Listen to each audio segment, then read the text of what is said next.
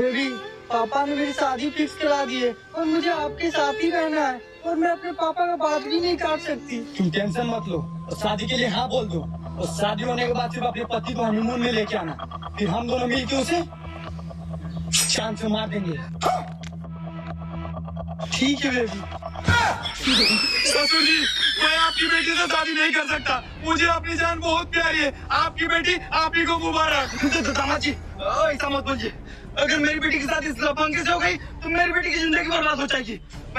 मैं पापा को जानता हूँ, हम उसके पास चलते हैं, वो हमारी समस्या का समाधान जरूर करेंगे।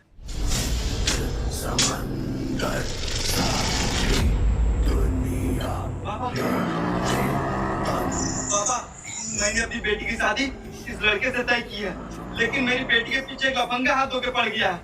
आप ऐसा टोटका कीजिए कि वो लफंगा मेरी बेटी का पीछा छोड़ दे।